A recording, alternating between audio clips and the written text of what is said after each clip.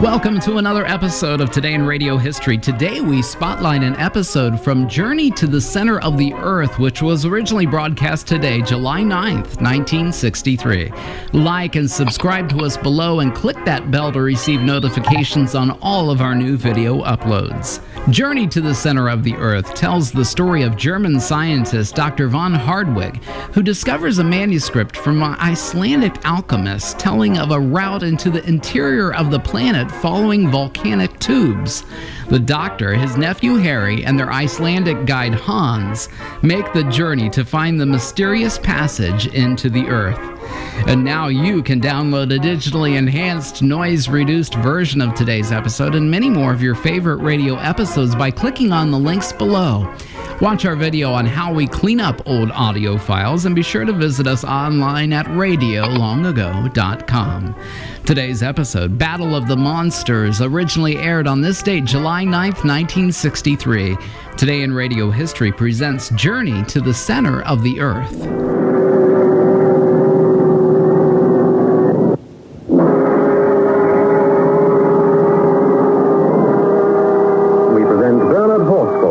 Harry Lawson, and Geoffrey Banks as Professor Von Hardwigg in A Journey to the Center of the Earth, the novel by Jules Verne, adapted for radio in 8 parts by Howard Jones. Part 5, The Battle of the Monsters. If you have followed my story to this point, you will recall that my name is Harry Lawson, and that my uncle is the celebrated German scientist, Professor Von Hardwigg. I have told you how we chanced upon a fragment of ancient parchment bearing some mysterious runic writing, and how this led us to follow in the footsteps of a 16th century alchemist named Arne Saknussemm into the crater of an extinct volcano in Iceland called Snæfell, and so on a perilous journey to the center of the Earth. Perilous, did I say? Well, judge for yourself. At the outset, we all but died of thirst. Then, for 4 days, I was lost in the darkness of those subterranean passages 100 miles beneath the surface of the earth, and driven to the verge of madness. My uncle cared nothing for such dangers as these. He is an eccentric, impetuous, wonderfully courageous man. As for Hans Bielka, our devoted guide and companion, well, he went calmly, without argument or complaint, wherever my uncle asked him to go. That was part of his agreement. While I was recovering from the injuries I suffered when I was lost, my uncle discovered a great subterranean sea, illuminated as if by daylight, by some natural form of electricity. He called it the Central Sea. We explored its shores for a short distance, and came upon gigantic grasses, ferns as tall as pine trees, and a forest of mushrooms 40 feet high. Presently, when my uncle spoke of embarking on a sea voyage, I thought he was joking. My dear Harry, if you were to listen instead of talking quite so much, you would hear. Yes? What would I hear? Listen. That's Hans. Hans! I say, Hans!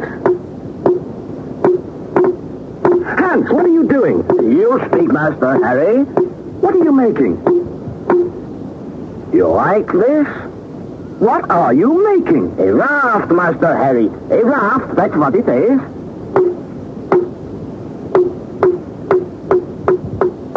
For some moments I was struck dumb with astonishment and awe. The half-finished raft was made from lengths of a very peculiar wood, and a great number of joints, boughs, and pieces were scattered on the sandy shore. My uncle, who had followed me, beamed with satisfaction. What you see, my boy, is fossil wood. Here is pine. Here is a species of palm of the northern region, all mineralized by the action of the sea. Then it must be as hard and as heavy as iron. It certainly won't float, Uncle. Indeed. Well, there's no proof like the proof of demonstration. I will throw a piece into the sea. There. You are convinced? The fossil wood floated. It was incredible, but it floated. Not for the first time was it borne in on me that my journey to the center of the earth was changing all my preconceived notions. Truly, it would not have astonished me to have seen a fleet of native canoes afloat on that vast gray sea. The very next evening, the raft was finished. It was about 10 feet long by 5 feet wide, and the beams, bound together by stout ropes, were firm and solid. It took the united efforts of the three of us to launch it, but once launched, it floated tranquilly and evenly. The professor was delighted. Splendid. Splendid, my good Hans. Now we have a means of locomotion other than our legs. Rapid and untiring. Tomorrow, we go forward. We go forward.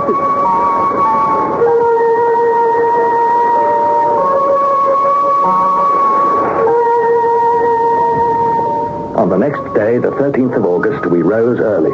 Hans had fashioned a mast from 2 lengths of wood skillfully joined together and a yardarm from another piece of wood. The sail was a linen sheet, and we had no lack of cordage. I was forced to admit that our raft and equipment looked solid and seaworthy. At 6 o'clock in the morning, when the eager and enthusiastic professor gave the order to make ready, we carefully stowed on the raft all our food, luggage, instruments, weapons, and a good supply of sweet water which we had collected from springs in the rocks. Hans had ingeniously contrived a rudder which enabled him to steer the raft with ease. He took the tiller as a matter of course, and he soon proved himself as good a sailor as he was a guide.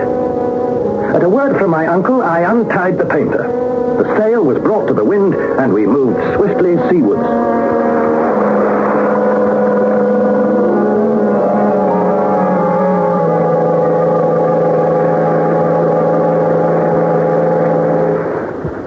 Thus were our travels at last resumed. Once more we were setting out into the unknown.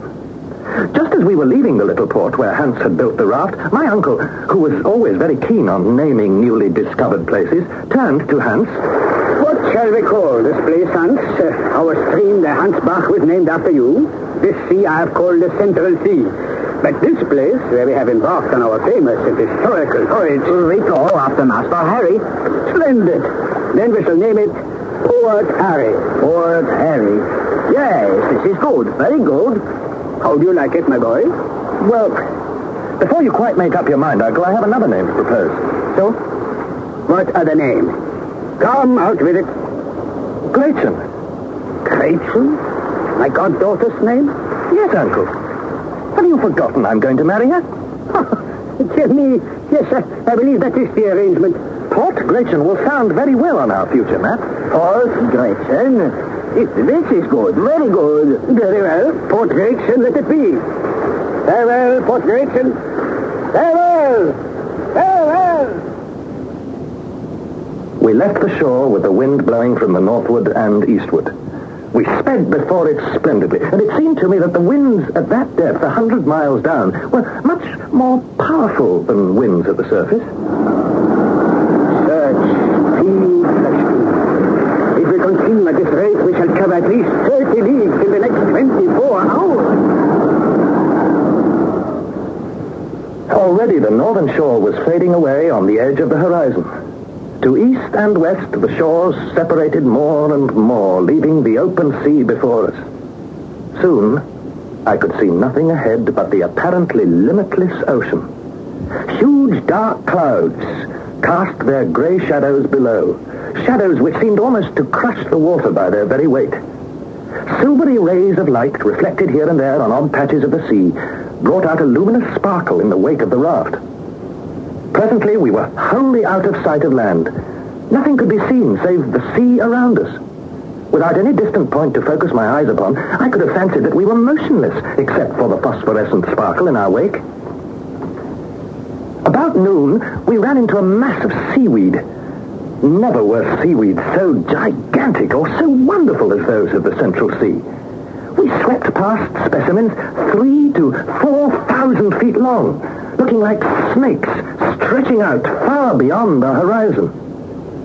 At last, night came, so the chronometer told us, but the luminous atmosphere was in no way dimmed, and whatever its true nature and cause, we realized that it was a phenomenon on which we could rely with absolute certainty.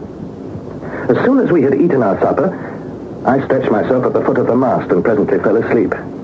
Hans remained motionless at the tiller. The wind being aft and the sail square, we ran steadily on. Almost as soon as we left Port Gretchen, my uncle had instructed me to keep a regular log of our daily navigation, with all the most minute particulars: wind direction, weather conditions, speed, distance covered, in a word, every detail and incident of this extraordinary voyage.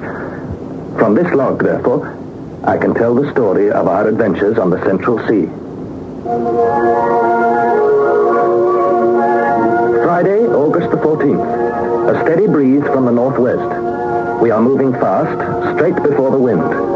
There is a coast dimly visible to leeward. Nothing to be seen ahead. The extraordinary intensity of the light neither increases nor diminishes. The weather is remarkably fine. That is to say, the clouds have risen to a great height and are light and fleecy, floating in an atmosphere like molten silver. Temperature, 32 degrees centigrade. You think there are fish in this sea? No, Hans. Definitely not. No? Why do you think there are no fish? I think there might have been fish here once, just as there are animals on the seashores, but we saw no animals, only their fossil bones. Well, perhaps there are no fish, but perhaps also there are. We will see. Are you going to put a line down? Oh, yes. See, I have baited him with a little piece of meat, and now I throw him in. Wait and see. For a long time, we were disappointed. Then, at last, came a sudden, hard tug on the line. Hans calmly pulled it in. So, there are fish in this sea? Oh, yes. Oh, yes, splendid fish. Well done, Hans. It's a sturgeon, Uncle. Surely a small sturgeon. Wait a moment. Give me time to perform my spectacles. So, now pass the fish to me, Hans. Dear me, how he slept. Flat head, round body, bony scales, especially at the lower extremities. No teeth, highly developed pectoral fins, no tail worth speaking of. No, it is not a sturgeon, my dear boy, not by any means. It belongs to a family which has been extinct for countless ages. There are remains of such a fish as this in the Devonian rocks. A fossil fish, Uncle? Is that what you mean? A living fossil fish? Yes. Oh, to hold a living specimen such as this, to hold it in one's hand is enough to make a naturalist happy for the rest of his life. It is of the order Ganoides, one of the family of Cephalospides of the genus Pterychitis. But it is unique, even among fossils. Why unique? It is blind, my dear boy. Not only blind, but absolutely without organs of sight. Oh, Hans, go on fishing. I command you. See if you can catch more. And still more. Very good, Master. I fish again. Hans baited the hook and threw it back into the sea. This subterranean ocean must have been tolerably well supplied with fish, for in 2 hours we took a great number of Pterychites, as well as other fish belonging to another supposedly extinct family, the Dipterides. All, without exception, were blind. These unexpected captures enabled us to renew our stock of provisions most satisfactorily. Having discovered these fossil fish, I began to wonder whether we should discover some of those huge reptiles, regarded as extinct, but which scientists have reconstructed from bits of fossilized bones. I picked up the telescope and scanned the horizons. I examined every visible part of the sea. It was utterly and entirely deserted. I looked up at the strange and mysterious sky. It was as silent and as empty as the shores we had but lately left.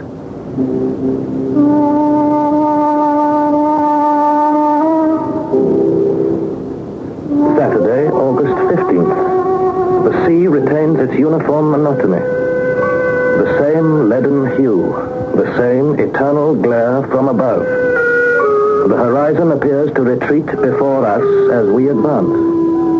There is no sign of land. The professor is in one of his morose and unaccountable humors.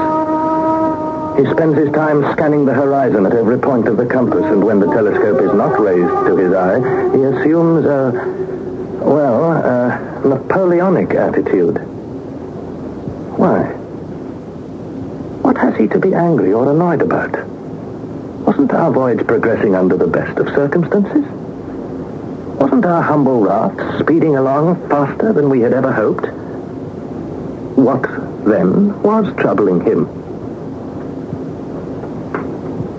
When for about the 100th time he put down the telescope and paced morosely up and down, I ventured to ask if anything was wrong. Wrong? Why do you ask me if anything wrong? You seem uneasy, Uncle. I am not uneasy, by no means. Perhaps I should have said impatient. It's enough to make any man impatient. I don't see why. I imagine not many rafts have moved faster than we're moving now. It's fabulous. So it is fabulous. Now, what does it matter if it's fabulous or not? It's not our speed, but the immensity of the sea which concerns me. It's so much bigger, so much wider, so much faster than I had expected. Yes, you thought the sea was no more than 30 leagues across. Exactly. And already we must have covered, well, at least 90 or 100 leagues. But does it matter? Does it matter? You ask me, does it matter? My boy, listen to me. We undertook a journey to the center of the earth, did we not? Right? That is to say, we must descend. Descend all the time, descend, but we are not descending now. We are moving in a horizontal direction. We are not progressing. Oh, this is a waste of time. I did not come here for a picnic. I tell you, this voyage on a raft across a pond irritates and wearies me. But, Uncle, if we are following the route indicated by Aunt Duchesson, we can't be very far wrong. But that is the question, as your immortal Shakespeare puts it. Are we indeed following the route of the great Saknussemm? Did he ever cross this vast central sea?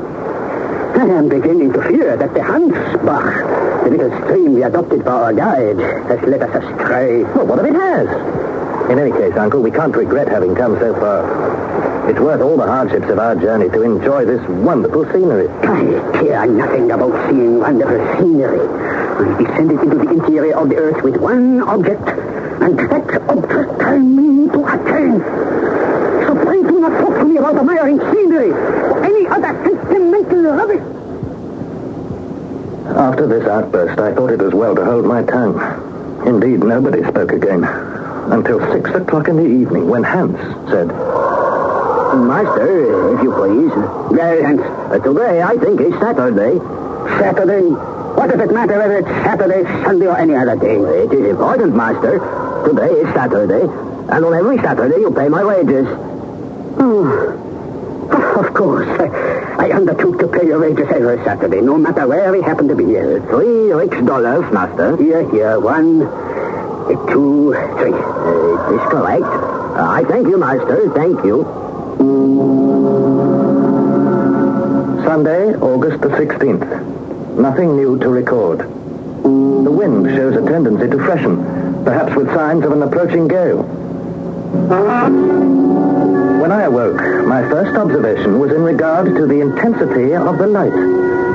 For I confess that I am seized with a secret fear that this extraordinary electric illumination will in some way become dimmed or obscured, and then perhaps extinguished, leaving us in total darkness. Nothing of the kind, however, occurs. The shadow of the raft, the mast, and the sail are clear-cut on the surface of the water. This wonderful sea, it seems limitless in extent. It must surely be as wide as the Mediterranean, perhaps as wide as the great Atlantic Ocean. On more than one occasion, Hans has tried deep-sea soundings. He tied the cross of one of our heaviest crowbars to the end of a cord, and this he allowed to run out to the extent of 200 fathoms. It did not touch bottom, and he had the greatest difficulty in pulling in the line. This morning he tried again. I went across to help him haul in. Thank you. Good. He's coming in well now. Wait, I will lift the crowbar onto the thing. There. Huh? What is it, Hans? These marks on the iron crowbar, you see? Yes. What are they? Thunder. Thunder? What do you mean by that? Teeth. Yeah, teeth. There was no doubt about it. The indentations on the iron bar were the marks of teeth. What jaws? What strength must the owner of such teeth possess? Had we disturbed a monster of some unknown species? A monster more voracious than a snake, more terrible and more massive than a whale? There was no means of telling. As on other Sundays, we observed today as a day of rest and meditation. But for my part, I could scarcely take my eyes from the mauled crowbar, or my mind from the terrifying speculations that it aroused.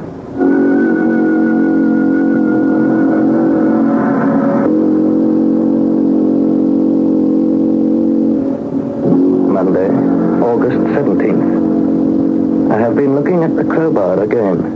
And truly, I am terrified. Again and again, I ask myself whether I am fated to face some gigantic reptile of ancient times. And again, I answer, no. It doesn't seem possible. I just can't believe it. And yet, these marks on the crowbar. Is there any doubt at all that they were made by the jaws of a monstrous crocodile? I fancy the professor in some measure shares my speculations, if not my fears, for after a close examination of the crowbar, he looked long and in all directions over this mighty and mysterious sea. What possessed him to leave the safe shelter of the land, I thought. And determined to be prepared for the worst, I examined our weapons and made sure that they were ready for use. My uncle watched me and nodded his head approvingly. Do I imagine it? Or is there a movement? A swirling of the surface waters, indicating that something is stirring far, far below.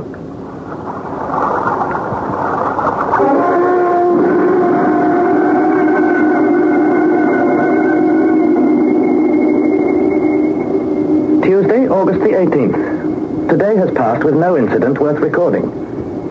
Now at last it is evening. We are drowsy and ready for sleep. There is no night, properly speaking, in these parts, any more than there is summer in the Arctic regions, as summer is generally understood. Hans remains immovable at the rudder. He must sleep, of course, but when he does, I can't say. This evening, I dropped into a heavy sleep. Some 2 hours later, I was awakened suddenly by an immense shock. The raft seemed to be lifted completely out of the water.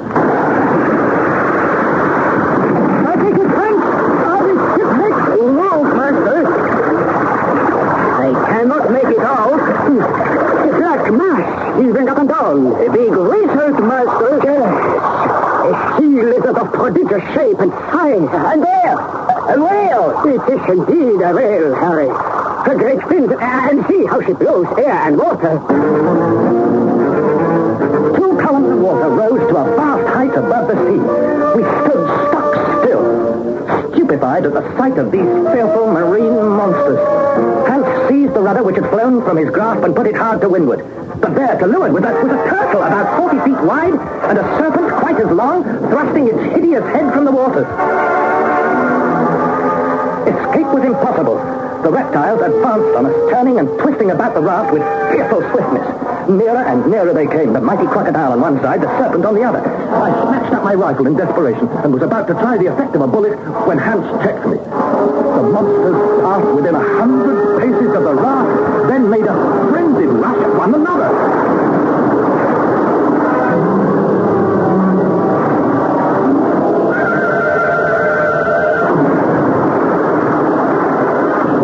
It seemed to me that the other monsters, the whale, the lizard, and the turtle had joined this fierce and deadly struggle. I pointed them out to Hans, but he shook his head. No, I think it's best not to fire the gun, Master Harry. There are only 2 animals. Perhaps they do not see us. Only 2, but can't all... Right, I'm to try to pull the right. I can see clearly through the telescope. Note down what I tell you, Harry. The first monster has the snout of a porpoise, the teeth of, I will say, a crocodile, the head of a lizard, Such a description is apt to deceive us.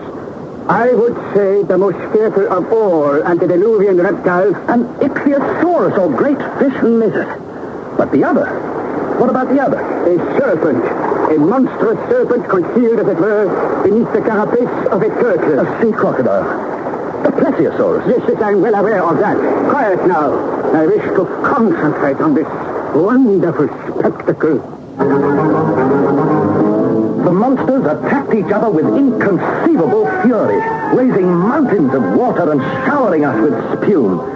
Time and again, we seemed on the point of being overturned. The combatants were joined together in a tight embrace so that I could scarcely distinguish one from the other. An hour passed. 2, 3 hours. Now the great beasts drew closer to the raft. Now they drew away. We crouched, ready to fire instantly, though I, for one, had no hopes we might wound them or scare them away. Suddenly, both monsters vanished under the waves.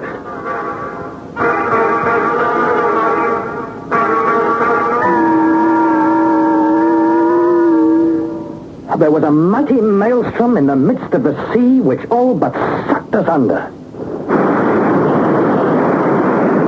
Ah, look! They come up again! Shall I shoot? No.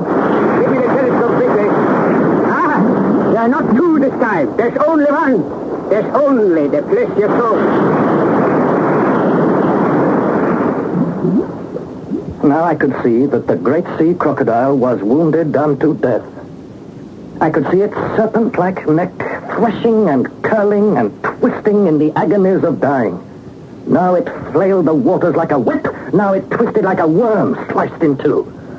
In all directions, the water spurted to a great height, sweeping clean over the raft and blinding us. Soon it became clear that the end of the beast was at hand. Its movement slackened. Its contortions almost ceased. At length the body lay inert on the now calm and placid waters. And I thought, so much for the plesiosaurus. But what about the victor? The ichthyosaurus? Has he gone down to some undersea cavern to rest and lick his wounds? Or will he reappear to destroy us?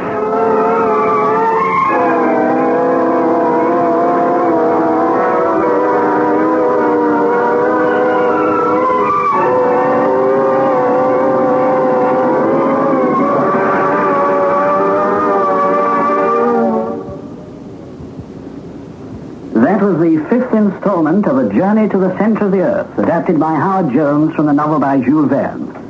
The cast was as follows. Harry Lawson was played by Bernard Horsfall, Professor Von Hardwigg by Geoffrey Banks, and Hans Bjorker by John Daglish. It was produced in the north of England by Trevor Hill. You'll be able to hear the 6th installment of this serial at 5:25 next Thursday in Storytime on Radio 4, and that's called The Hurricane.